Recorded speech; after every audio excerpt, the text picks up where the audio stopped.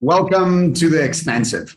If you have been on this journey with us for a while, we are on episode 92 today, and it's great to have you back. If you're new here, join us as we challenge the status quo, banter about what it means for individuals and organizations to approach the future with an expansive mind and expand our perceptions of what is possible. My name is John Sanei. I am one half of the Expansive podcast. I'm a best-selling author, a keynote speaker, a future strategist, and a Singularity faculty member. And I'm always joined by my ever elegant, handsome, and suave co-host, Erik Kruger, who's an executive coach, an author, and a speaker. Erik, you want to say hi to everybody? You are being so generous today. Elegant, suave, I think I'm drunk. Charming. I think I'm drunk. I shouldn't have had that whiskey before this.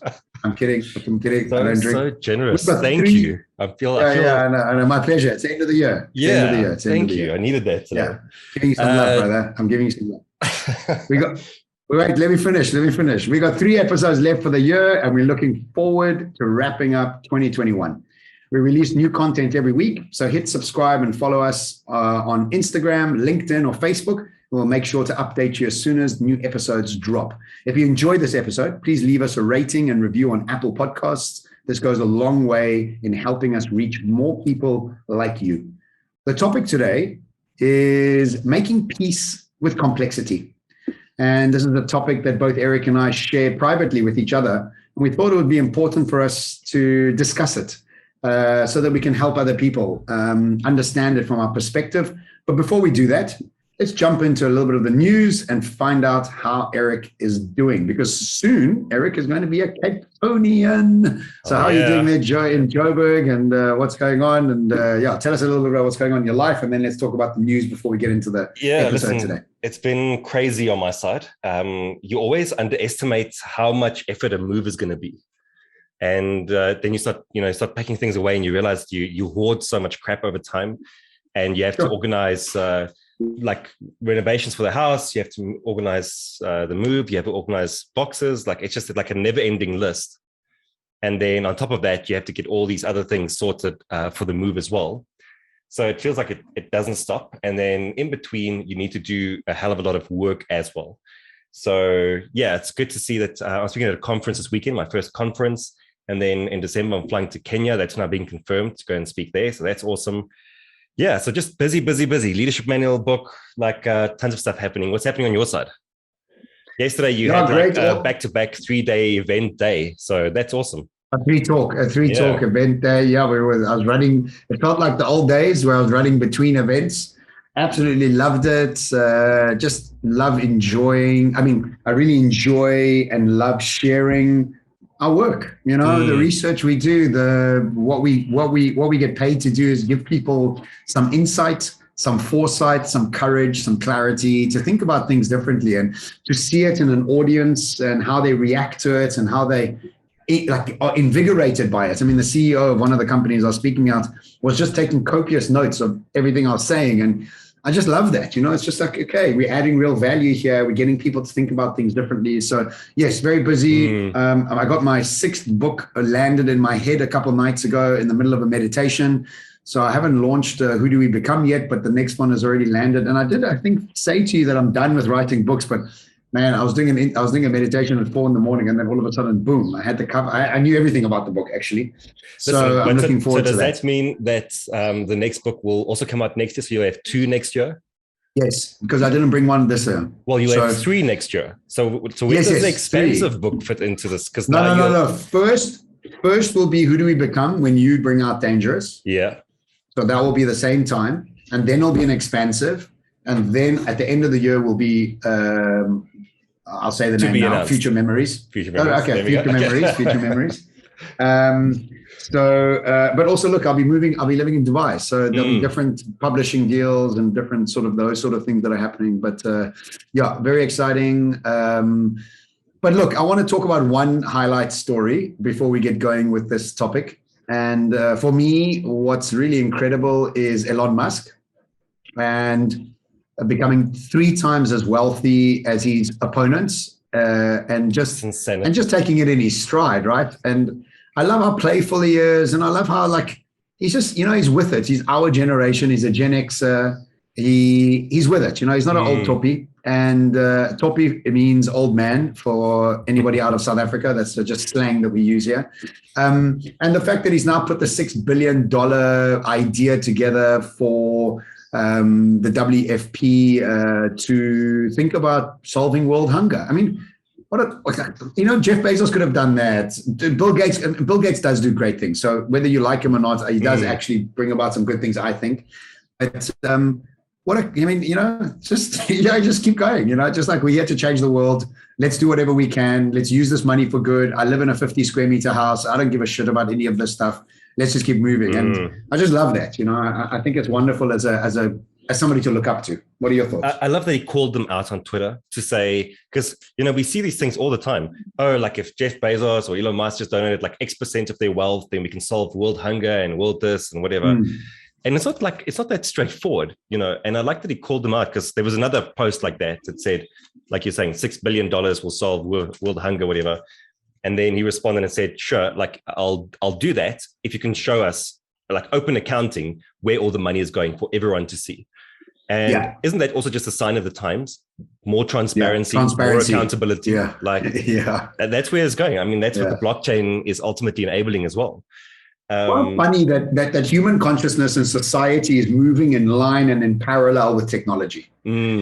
As we seek more transparency, so is this new technology bubbling under that we quite haven't used yet, that's now going to match us, whereas accountability will become part and parcel of doing any interaction ever, because that's how the blockchain is going to work, right? And so I think it's just wonderful to watch it evolve like this, and over the next 10 years, it will become just obvious for everything to be transparent and everything to be open. Yeah. And speaking of that, we recently spoke about Squid Game and like just the craziness of it, right? And then recently there was a Squid Game token that was also launched, and people, this is the challenge. And I think it ties in perfectly with our topic for today around complexity. Yeah. Because you don't understand the crypto space or the NFT space, you are susceptible to scams. And what happened is that people launched the Squid Game token. Obviously, it has appeal because it's tied. It wasn't by the creative Squid Game by any means, but people launched this. It has this association, even if it's just loose and not official. People bought into it. It surged by 23,000%, and people couldn't sell their tokens. Like they didn't have anything they could do with it. And then the guys withdrew all the money, and that went to zero. So if you invested in that, you lost all of your money. And we've seen quite a bit of this. They call it like a rug. Yeah, it's an unfortunate space that people are taking advantage of this new technology and putting a sort of bad taste in all of our mouths around this technology. It's already so complex to understand. Now, not only do we want to just do normal trades, like now there's this other angle, but I guess this is in all economies. With the dollar, there was the Ponzi schemes, there's so many scams, and this is obviously just another one. And it's unfortunate, but let's get into today's topic, because I think it's something that we all want to engage with, and maybe even sometimes don't know we have to engage with at such a level. And so, look, I went away with some really good friends this weekend, and we really had a great time together. But what really became very apparent when spending 3 days with your closest friends in a house for celebrating a friend's birthday was the amount of emotional turmoil that people are under. And in our real lives, where we have responsibilities with children, with work, with banks, with money, with careers, with all these things, we almost don't have a release valve. And this weekend, we were sitting just chatting, and somebody started having a small emotional experience about a memory of their mom or what was going on in their life at the moment. And that just proceeded to become a crying fest of all of us. And all of us are in our 40s, all of us are pretty successful. And all of a sudden, everybody was crying. And I don't know about you, Erik, I have never been in a situation where my successful friends and I are crying with each other. Not, we're getting together to have a party. But what it got me to think about is the amount of complexity that's going on around us, all on every level, emotional, mental, financial, physical, you just keep going. And the fact that we don't have release valves for this, we don't have the space for this, and I'll even go one step further, we don't even know how much pressure we're under until we get into a situation like this, and all of a sudden we get the permission to dissolve. And I'm commented to my friends, it's, I haven't felt like a teenager for so long. And in fact, I don't have anywhere I can go and feel like a teenager. So the release here was almost like I was a child again to a certain extent, and I was having this opportunity to be held and by friends, and they were being held by me. And it was this big emotional release. And we also had lots of laughing as well, which is also an emotional release, but we were crying and laughing almost at the same time. And it really got me thinking about just the emotional turmoil everybody's under. And before I carry on to the next step, tell me a little bit about what you were doing with one of your clients. And I think let's talk about how this actually brings it back to work and how we bring this complexity into our careers and into our businesses, and how it's affecting us. Before I tell you that, do you want to quickly just explain how you view complexity versus complicated? Just so we're on the same page when we talk about complexity. All right. Okay. Yeah. Okay. So complicated and complexity are the two sort of strategies that we need to just become aware of. In a complicated world, the world we come from is a world with patterns that repeat themselves. And because of these patterns that repeated themselves, think about a production line. Think about the Industrial Revolution. It's all about patterns that repeat themselves. And so what do you do in a world that patterns repeat themselves? You use accounting, mathematics, and Excel spreadsheets to extrapolate the past into the future in a linear line, so you have some clarity and certainty in the future. In this world, economies of scale and efficiency are by far the most important things, because if you're doing what you did last year, next year, all you want to do is cut your costs and increase your profit. And for hundreds of years, this has been a very, very successful process. And we've almost created a society that's addicted to certainty because of the education, the society, the organizational structures, et cetera, et cetera. Even short-term profit shares, dividend payouts are based on this. We need certainty. We have to get our double-digit returns. That's what shareholders are here for, right? But the world we're moving into is definitely, I was speaking at a conference yesterday, and they said to me, John, tell us about the fourth industrial revolution. And I said, I don't think it is the fourth industrial revolution. I think what we're moving into is the first dematerialization revolution. Is where we're going is not industrial. Where we're going is not linear. Where we're going is digital and dematerialized, which changes all the rules about everything, whether it's got to do financially, efficiency. Just think about it. Dematerialization of so much things around us, from music to education to photos to money to just this dematerialized up into thin air. Now, the world of complexity and the world we're moving into is a world with patterns that don't repeat themselves. And because they don't repeat themselves, we don't have certainty of what's coming. We can't use mathematics, Excel spreadsheets, and these likes and mathematics, Excel, and accountants to figure out what the future is, because it's not a straight line. It's complex. And so what does this do? It says to us that the people that will win in the future will be the people who will be able to unlearn to relearn the quickest. Now, this is called moving from economies of scale to economies of learning. And so the superpower becomes adaptability in the process of unlearning to relearning. And so when we think about complexity, we've got to understand that our brains aren't built for this. Our brains have been for hundreds of years built in, study this and do this for the rest of their life. And that's been most people that have carried on. Today, it's like, study this, and for 6 months, it's valid for what you're doing. And then you have to study something else for another 6 months. And I think if I just jump in again for my complexity and what I've been learning is, it's no secret that our industry has been hit in the nuts, because conferences aren't what they used to be. People don't have the budgets for them anymore. Everything's on Zoom. So if everything is on Zoom, then you might as well just watch a YouTube channel, because it's the same thing. There's no real difference. And how many of our clients ask us to pre-record things, which then you might as well just download from YouTube? It's like, there's no difference really. So it's commoditized our work to a certain extent, right? Only when we get back onto stage we'll feel this. And so because of this, we earn less. We're not as busy as we used to be, like anybody in entertainment and in eventing.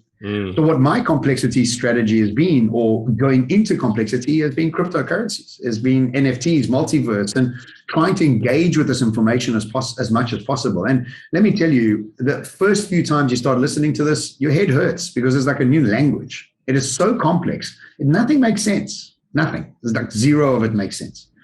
And so the point of this podcast is making peace with complexity. And so if we have to first become very clear that we are under immense pressure from every side, what we need to do is find release valves so that we can release the emotional buildup that we don't often know we even are having. And then secondly is make peace with complexity so that you can start engaging with information that literally hurts your head.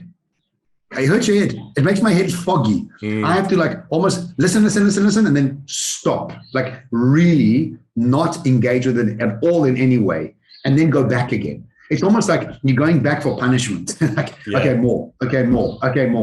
And so this is the point of the podcast. It's like, look, it's incredibly hard. And some bad news, it's going to get a lot worse. A lot worse. A lot more structures are going to break down. A lot more governments are not going to work. I mean, look at, for all our listeners outside South Africa just had local elections. The ANC has lost more than it's ever lost. Apathy towards voting, apathy towards anything like that shows us that the governmental structures, even democracy itself, it's just people are tired of it. It's just like rubbish. It's rubbish. And it doesn't work. You know, we've now realized it doesn't work. So there's so many complex issues that are getting us. And so I'm doing lots of family constellation. I'm doing lots of meditation. I'm doing lots of walking. I'm just trying to get through the stage of what we are in this transformation by making peace with complexity and having release valves. And that's kind of the whole point here. But yeah, I've said too much. You jump in. No, it's also good. When I think of the reason I wanted to clarify complexity and complicated is because I almost feel like the two emotions that I would tie to the two would be that when you deal with a complicated problem that you're trying to solve, what you would mainly feel is frustration. But when you deal with a complex problem, what you're going to feel is overwhelm. Right? Wow. Do you agree with that? So smart. Yeah, that is. I would say bewilderment. Jeez, you're so clever, Erik. Come on, you're so clever. No, look, bewilderment, I would go overwhelmed and bewildered. I feel overwhelmed and bewildered. Yeah, absolutely. Well said. So when I, in my keynote at the moment, I start off with a story about Alice in Wonderland. And in Alice in Wonderland, there's a scene where the Red Queen takes Alice by the hand and they start sprinting through Wonderland. And at some point they come to a stop and Alice looks around and she says, well, everything here looks exactly the same as before. Like, I swear we've been under this exact tree the entire time. And then the Red Queen says, well, of course, like how else would you have it? And Alice says, well, typically in my country, if you run very far for a very long time, you would get somewhere else. And then the Queen says, well, that's a slow sort of country, because here you see, it takes all the running you can do to keep in the same place. And the idea is that the world is changing so fast that you have to do all the running you can do, all the effort you can muster to just keep up with the pace of change. And the thing is that the environment's going to change and you have to change. A competitor's going to make a move and you make a move. And we see this everywhere, right? And none of us get to escape this game. That's kind of the point of my keynote. You don't get an out from this. You have to play the Red Queen's game. And the only way that you get to play that, like you said, is that you have to become a highly adaptable individual. And what makes it so challenging is that not only is the pace so fast, but the change is so big. And I think when you put those things together, that's why it starts feeling really complex. And I can't help it recently, when I think of all the changes, every time I see Web3, what I'm thinking is like, if you don't pay attention to that, it's the equivalent of the internet coming around in the 90s and you ignoring that, Yeah. And so like, it feels it feels so foreign. It feels so foreign. But the thing is, if you don't take the time to become versed in it, you are, man. If you don't take the time to become multi-versed in it, what did you say? Multi-versed. You're going to fall behind so much. And like we spoke about learning last week, and ultimately, like that is the core trait of a highly adaptable individual, right? Is that they are good at learning. They are effective at learning. And so what we actually need to do, and this is like, it's something I included in my talk this morning as well. Barbara Oakley speaks about the fact that when we look at learning, there's two modes that we are in. We are in focused mode. And this, I'm going to tie it back to what you said, focused mode and diffuse mode. And so in focus mode, your attention is like a spotlight, obviously, and you are working on learning one specific thing. So like you're not multitasking, you're not doing anything else. Your attention is directed. Whereas diffuse mode is doing mindless activities. It's the release valve. And so which mode is better for learning? The answer is both. Because you need to be in focused mode. And then you need to have that release valve where you're doing nothing, where you're going for walks, where you're washing the dishes, spending time with friends. Because what happens is in focused mode, your brain is following pathways that it knows already. So it might not know how to solve the problem, but it knows how to get to the solution. Whereas in diffuse mode, it's like sending little drones out over your brain, and it's looking for connections between all of the things that you've learned. And so I think to your point, what you're saying is that you need to immerse yourself, like get through the overwhelm, immerse, and then release valve, vent, get it. A couple of things. I agree everything with you. I think we've spoken about on this podcast about obsession with stillness. Yeah. And it's the same thing here. It's being obsessive and then going still. And then another one was Rudolf Steiner from Waldorf, speaking about breathing in and breathing out subjects. Breathe in as studying, breathing out as cooking. Breathing in is workshopping, breathing out is going for a run. And it's almost like this sort of thing. I just want to add one thing to what you were saying is people of the future should be good at learning. Absolutely. But they should also be good at letting go of old identity. And that's been a very big thing for me. It's like right in front of my eyes, being a speaker and an author is less important.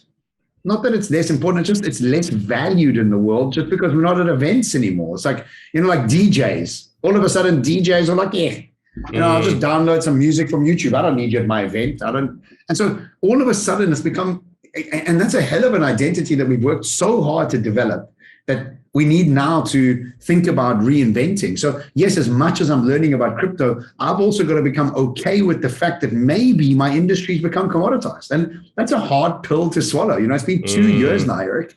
2 years, dude. Yeah. That's a long time for you just to be cruising along. Now a busy week for us is like what used to be a busy month now is what a busy week used to be for us. And that's what kind of happened. So it's letting go of identity, letting go of old ideas of success while learning new things and making peace with the fact that initially you're going to be a baby. You're not going to understand anything.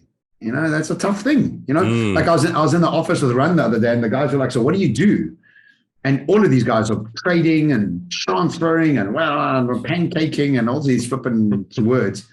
And here I'm like, I've written a bunch of books. I'm a lecturer at some top university. It almost was irrelevant. Can you handle that? In that space, they were like, yeah, very nice. Come here. Let me show you what to do. Baby, from this speaking at the Abu Dhabi government next week or next month, and then to this to where I don't understand what? ETH to BTC coin, what? Into what multiverse way? So it's a tough emotional thing, it's tough. It's not easy. And make peace with it. I would recommend that listeners go back and re-listen, because we've spoken about letting identity go a lot, I think, on this podcast. We've spoken about it in terms of transitions, this inner journey that we all have to go on, saying goodbye. And it is, I think the hardest part of it is who you want to be versus who the market needs you to be. Explain that a little bit. So So we know, like in the previous podcast, I said 50% of people will have to retool by 2025 to be relevant, to be able to add value in the marketplace. But let's say at the moment, I'm a keynote speaker, right? And I really enjoy that. That's like who I want to be. But now I get to 2025 and AI is doing all of that for me, right? So all of a sudden, like in Japanese. In every single language is being streamed at the same time. The script was written by AI as well. They gave them one sentence. They said, we want to talk about transformation. The AI scripted the entire thing. And it's heard differently by everybody in the audience because they want to hear it the way they need to hear it in the examples that make sense to them. I'm dressed differently with every avatar that I'm in. So I've been completely replaced, right? So now who I want to be, I can't be because the market doesn't need me like that. The market needs me to show up in a different way. Yeah. But I don't want to show up in that different way because I want to be who I want to be. You see the dilemma that I'm getting at? The dilemma, Look, I've been training my whole life to be a DJ, but we don't need DJs anymore. So thanks very much for coming. Exactly. Like, oh my God, now what do I do? Like, do I want to be a crypto trader and an NFT exhibitionist? No, but if that's but maybe if that's what's going to make me all the money and more money than I could have ever made, perhaps speaking. But it doesn't give me the fame. It doesn't give me the recognition or the acknowledgement. The dilemma. It's a dilemma, man. It's a dilemma everybody's going through. I mean, and I think everybody listening realize that we're not talking about people. We're talking about us. Who are the people?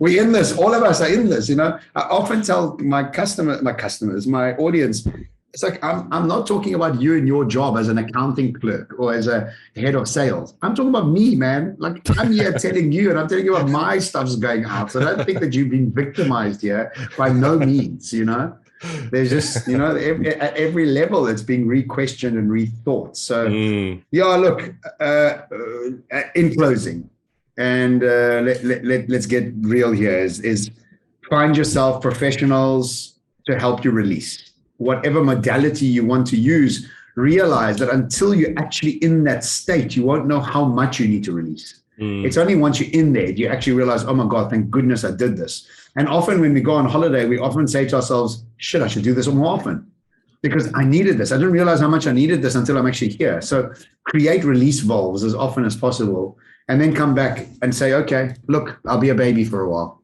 It's okay. I need to actually start learning new skills, and that's fine. I need to be a newcomer, a starter more often, and I need to make peace with that. Yeah. All I'll add to that is it's okay to feel stupid. Like this is literally all of us trying to figure out what this new future is going to look like.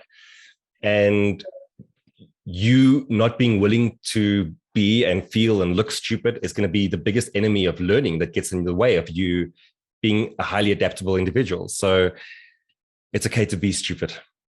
Yeah, it's okay to be. Should we name that the name of the podcast? It's okay to be a dum-dum. It's okay to be a dum-dum. It's okay. It's okay to be a dum-dum for a while. We're all dum-dums at the only moment. Podcast that encourages its listeners to be stupid. To be stupid. That can be a tagline. Yeah, I think that's a good tagline. Well, thank you for tuning into the Expansive podcast. It's been an absolute pleasure having you with us for this episode today and always sharing some thoughts with my podcast co-host.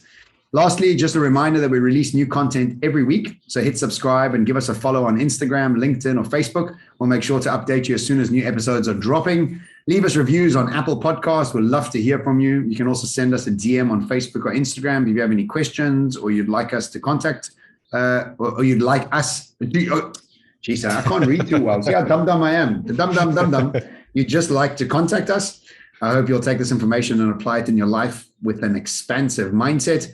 Until next week, thank you so much for joining us. Have an epic week ahead. Ciao. Goodbye.